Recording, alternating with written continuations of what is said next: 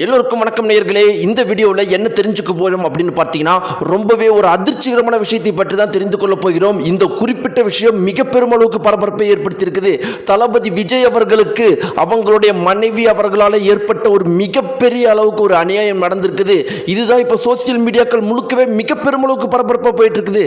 அப்படி என்ன ஒரு அநியாயத்தை தளபதி விஜய் அவர்களுக்கு அவங்களுடைய மனைவி செய்தார்கள், இதனால ஒட்டுமொத்த தமிழக மக்களும் இதனால கொந்தளிப்பில் இருக்கிறாங்க அப்படிங்கிற பல அதிர்ச்சிகரமான விஷயத்தை பற்றி தெரிந்து கொள்ள போகிறோம். வாங்க வீடியோக்குள்ள போலாம். நம்முடைய சேனலுக்கு நீங்க புதியவராக இருந்தால் மறக்காம சப்ஸ்கிரைப் பண்ணுங்க.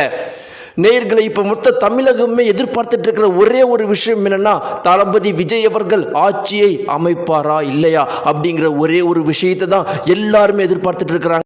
சிறு குழந்தை முதல் இளைஞர்கள் வரை எல்லாருமே இப்போ இதை பற்றி தான் பேசிட்டு இருக்கிறாங்க. தளபதி விஜய் அவர்கள் ஆட்சியை அமைப்பாரா இல்லையா அப்படிங்கிற ஒரே ஒரு விஷயத்தை மட்டும்தான் திரும்ப திரும்ப திரும்ப பேசிட்டு இருக்கிறாங்க.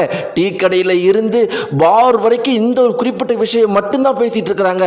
இது உண்மை, முழுக்க முழுக்க உண்மை அப்படிங்கிறதுல எந்த ஒரு மாற்று கருத்துமே கிடையாது. இப்படி இருக்கும்போது நேயர்களே, ஒரு முக்கியமான விஷயம் என்னன்னா, ஒரு ரிப்போர்ட் மூலமா ஒரு அதிர்ச்சிகரமான விஷயம் வெளியாகி இருக்குது.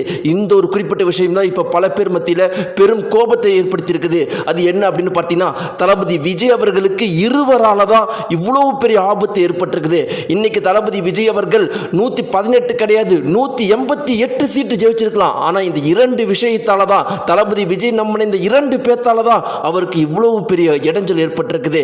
முதல் விஷயம் என்ன அப்படின்னு சொல்றாங்கன்னா, நாம் தமிழர் கட்சி இதற்கு முன்னாடி பார்த்தீங்கன்னா நம்முடைய சீமான் அவர்கள் நம்முடைய தளபதி விஜய் அவர்களுக்கு ஆதரவு பயங்கரமா தெரிவிச்சிட்டு இருந்தாரு.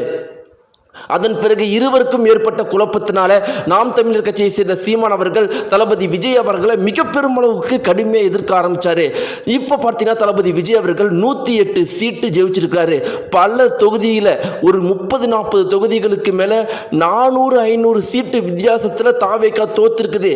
அந்த ஒரு ஓட்டுக்கள்லாம் பார்த்தீங்கன்னா நாம் தமிழர் கட்சிக்கு 2000-3000 ஓட்டுகள் போயிருக்குது. அது மட்டும் தளபதி விஜய் அவருக்கு வந்திருந்தா இந்நேரம் அவர் சிஎம்.